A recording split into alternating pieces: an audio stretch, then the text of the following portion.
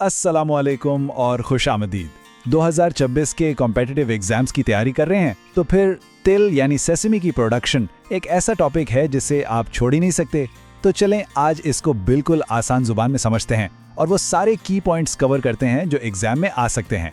चलें सीधा मुद्दे की बात पे आते हैं। ये फिगर देखें, $400 मिलियन। ये वो रकम है जो पाकिस्तान ने हाल ही में सिर्फ चाइना को तिल एक्सपोर्ट करके कमाई है।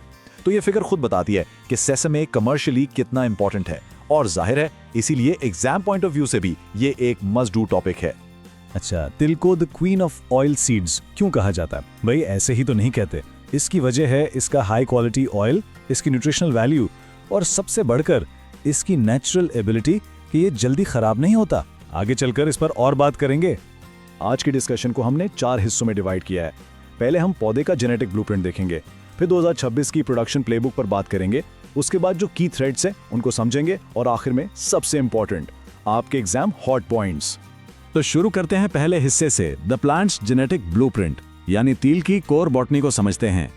अच्छा, तो सबसे पहले a few basics. Scientific name है सेसेमम इंडिकम, फैमिली है पिडालिसिए और ये एक डिप्लॉइड प्लांट है। 2n = 26। लेकिन यहाँ जो सबसे काम का लफ्ज है ना, वो है इनडिटर्मिनेट।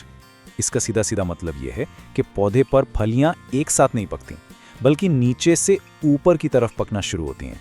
और ये बात हार्वेस्टिंग के लिए बहुत बहुत इंपॉर्टेंट है। अब जरा पंजाब की वैरायटीज पर नजर डालते हैं। देखें, एक्सपोर्ट के लिए वाइट वैरायटीज हैं जैसे TH6 और TS5। फिर मेडिसिनल पर्पसेस के लिए ब्लैक वैरायटी है TH3 जिसमें ऑयल कंटेंट ज्यादा होता है। लेकिन असल गेम चेंजर हैं ये नए रेजिस्टेंट वैरायटीज, पंजाब तिल 2024 और मरी तिल 2025। इनमें है शैटर रेजिस्टेंस, मतलब इनकी फलियां खुद ब खुद फटकर बीज नहीं गिराती। ये एक ह्यूज डील है और इस पर हम आगे लाजमी बात करेंगे। चलें जी, अब आते हैं अपने दूसरे सेक्शन पर, द 2026 प्रोडक्शन प्लेबुक यानी बुआई से लेकर खाद तक की पूरी स्ट्रैटेजी। देखिए, ज़राअत में टाइमिंग इज एवरीथिंग। तिल के लिए 2 मेन सोइंग विंडोज हैं। एक तो खरीफ का मेन सीजन है 15 जून से 15 जुलाई, और याद रखें अगर लेट हुए तो पर प्लांट कैप्सूल्स कम हो जाएंगे। दूसरा ऑप्शन है ज़ेद रबी यानी स्प्रिंग क्रॉप। ये मिड फरवरी से मार्च तक लगती है और खास तौर पर साउथ पंजाब में एक पॉपुलर कैच क्रॉप के तौर पर उभर रही है। अच्छी पैदावार के समझे 3 स्तून है। नंबर 1 सोइंग, नंबर 2 थिनिंग और नंबर 3 न्यूट्रिएंट एप्लीकेशन। ये तीनों स्टेप्स ठीक से हो गए तो काम बन गया। अच्छा, अभी हमने थिनिंग की बात की, ये इतनी जरूरी क्यों है? इसकी वजह है लैंकी प्लांट्स। जब पौधे बहुत ज्यादा घने हो ना, तो वो कद तो निकाल जाते हैं लेकिन कमजोर रह जाते हैं। उन पर साइड ब्रांचेस और कैप्सूल्स भी कम लगते हैं। तो प्रॉपर थिनिंग से ही आप इस मसले से बच सकते हैं। ये एग्जाम के लिए एक वेरी इंपॉर्टेंट कॉन्सेप्ट है। अब जरा सोइंग की कुछ स्पेसिफिक डिटेल्स नोट कर लें। मेथड रिज या बेड प्लांटिंग बेस्ट है। इससे विल्ट यानी मुरझाओ की बीमारी से बचत होती है। सीड रेट सिर्फ 1.5 से 2 किलोग्राम फी एकड़, ज्यादा नहीं डालना। और सोइंग डेप्थ ये बहुत क्रिटिकल है, 1 से 2 सेंटीमीटर। इससे गहरा बीज जर्मिनेशन में मसला करेगा। अब आते हैं न्यूट्रिएंट स्ट्रैटेजी पर। फॉर्मूला बिल्कुल सीधा है, 1 बोरी DAP, 1 बोरी यूरिया और साथ में 12 किलो सल्फर। की पॉइंट क्या है याद रखने वाला? फॉस्फोरस यानी DAP सारी की सारी सोइंग के वक्त देनी है, क्योंकि इसका मोड ऑफ एक्शन है सीड सेट। और सल्फर ये नॉन नेगोशिएबल है। तेल वाली फसलों के लिए ये लाजमी है। क्यों? क्योंकि ये ग्लूकोसाइड फॉर्मेशन में हेल्प करता है, जिससे ऑयल क्वालिटी बेहतर होती है। ठीक है जी, फसल लगा ली, खाद भी दे दी, अब इसे बचाना भी तो है। So let's talk about defending against की थ्रेट्स यानी पेस्ट एंड डिजीज मैनेजमेंट। अच्छा, एक सवाल है आप सबसे, साउथ पंजाब में सेसमी का सबसे बड़ा दुश्मन, सबसे बड़ा थ्रेट क्या है? सोचें जरा। जवाब है फिलोडी। ये फाइटोप्लाज्मा की वजह से होती है। इसमें होता क्या है कि पौधे के फूल नहीं रहते, बल्कि वो पत्तों जैसी बेकार स्टेराइल स्ट्रक्चर्स में बदल जाते हैं। और जिस पौधे को ये बीमारी लग गई, समझें उससे पैदावार 0, टोटल यील्ड लॉस।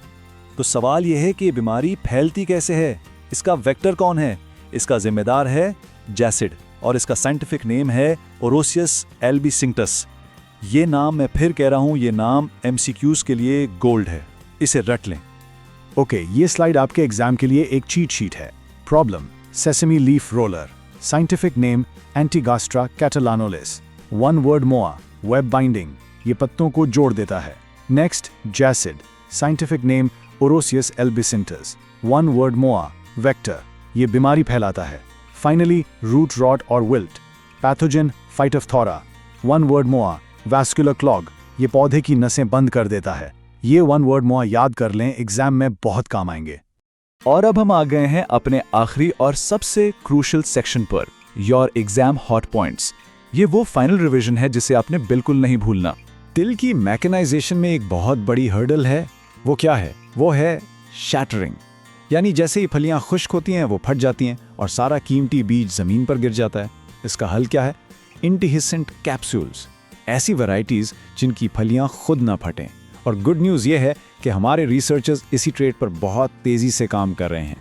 चलें एक final rapid fire round of must know facts for MCQs. Phyllody का वेक्टर जैसिड ओरोसियस अल्बिसिंक्टस. सबसे क्रिटिकल इरिगेशन स्टेज, फ्लावरिंग से पॉड फॉर्मेशन तक. Best soil type, well drained sandy loam.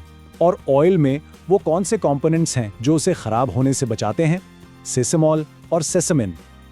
और आखिर में एक बार फिर ये नंबर याद कर लें, 45 से 55%. ये है सेसमी में ऑयल कंटेंट और यही वजह है कि हमने शुरू में इसे क्वीन ऑफ ऑयल सीड्स कहा था. तो आखिर में एक सवाल कि जैसे जैसे हमारे रिसर्चर्स नॉन शैटरिंग वैरायटीज को परफेक्ट कर रहे हैं, क्या सेसमी में वो पोटेंशियल है कि ये पाकिस्तान की नेक्स्ट $1 बिलियन क्रॉप बन सके?